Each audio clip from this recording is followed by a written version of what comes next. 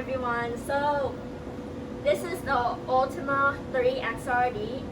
So first of all, when you walk into the room, please log in your name over here, the date, your name, first and last name, who your supervisor is, your department, and your login time, as well as your sample.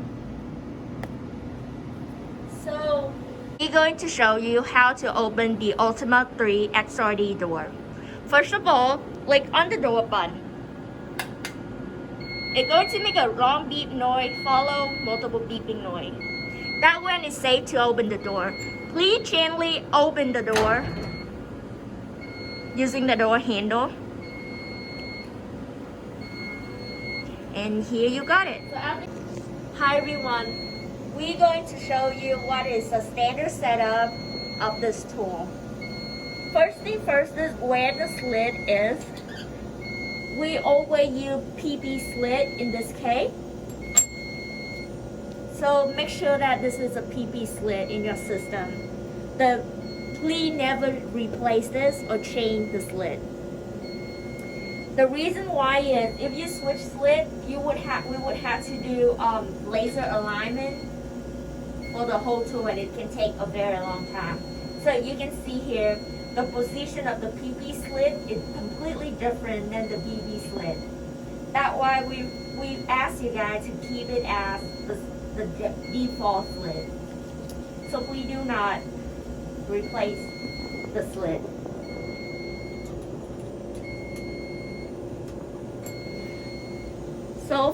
So another part is, you can see this part, it should be V5. Please do not touch it or change it out to anything else. Next part, for the next part, you can see here 5 degree, and we prefer is PP 05.5 degree. Sometimes if some user switches into in plane like this, you can always pull it out and switch it back to PP 0.5 degree, and then you can close the cover. We always have the thin film stage. You can always use the stage for powder sample as well, so you don't have to switch out different stage or anything. Right here is the slit, the sample slit, where all the, so you can switch. So these are the slits that you allow to replace. As you can see that the side of the slit are different. So one of the ways for you to determine what slit you would use is your sample size should be twice the size of the slit. So for example, if you have a very large sample, we would recommend using the largest slit. So you just input it there, and that's it. When you open the door, please take this sample, use a tweezer, and load it on the sample stage.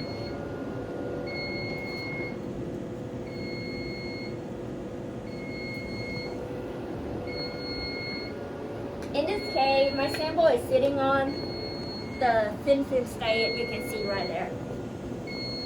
Depending on the sample size, how big your sample is, you can always change the slit. These are the slit size, and it go up here.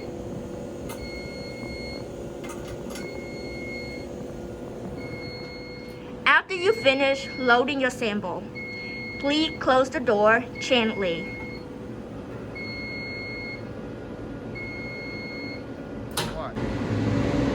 After you log into the FOM system, this computer screen gonna turn on automatically. We have 3 measurement files where we have standard, manual measurement, or thin film measurement. For thin film measurement, we typically use the thin film option software. Please click on it. So the profile is where you can perform your XRD measurement. In order to perform XRD measurement, you need a file which called your condition file. You can make it yourself, or you can go to open, go to desktop. You can find a thin film measurement condition file. You can always use that. After that, when you make your own measuring condition, please go to Save As to save your file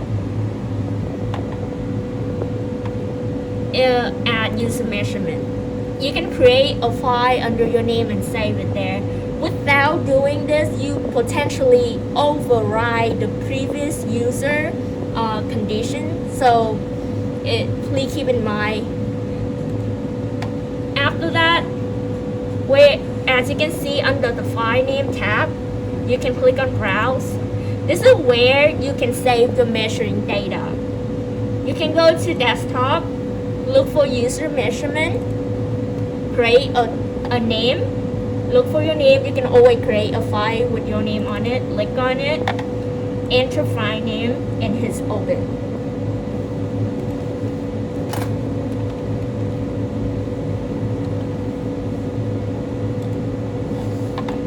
So this the name of your file gonna show over here. Next, one quick thing, we recommend you to save your XRD file on the C computer and then transfer it to the share file in this case, because sometimes it will have the computer and the share file have miscommunication where it's not synced. So your data you could be losing your data. So it's always better when you save it on the computer then transfer it. Next step, you're gonna set the measuring condition. So there's two parts. The first top or left over here is where you do your sample alignment. The bottom part right here is your measuring condition. So first of all, you want to do your sample alignment.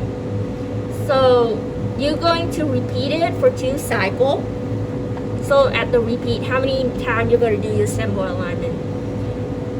So right here is some sort of filter where you can, for this detector, when it hit the maximum intensity, it will drop to 0. That's why you need a filter to adjust the intensity.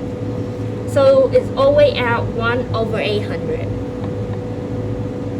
And then right here is your thickness of your specimen.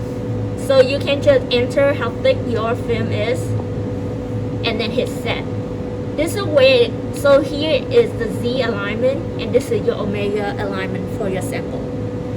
Always remember to check on this in order to do alignment. You only have to do your alignment once for multiple measurement with the same sample.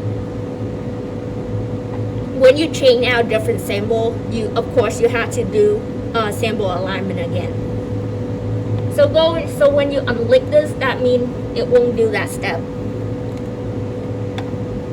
Go to profile measurement, where you can choose whether you can do 2 theta omega or 2 theta measurement only. With 2 theta omega, you don't need this omega offset file, so you can always unclick it.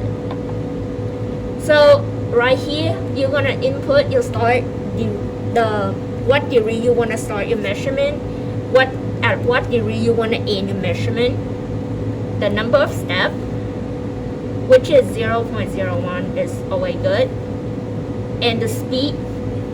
We try 6 degrees per minute and it's good. So at the filtering tab, unless you have almost crystalline, then to prevent the maximum intensity going down to 0 when you hit the maximum intensity, we need some sort of filtering to prevent that. So in this case, you can choose different filter setup that you want to. Otherwise, you can leave it open. After you're ready to do that, you hit close and click on this icon to start your measurement. One note, when you have two theta measurement, you will need this file where you can adjust your omega offset. The omega offset angle is recommended to be larger than your total reflection angle.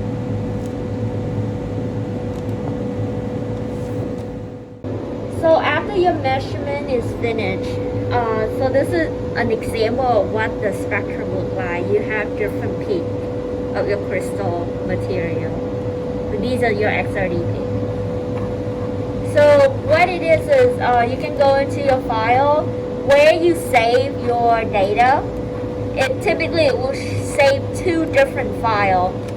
One is the actual software file, and the other one is a text file. What you can do, you can copy this text file and send it into the data share folder, and you can plot that data using your whatever software you prefer to use.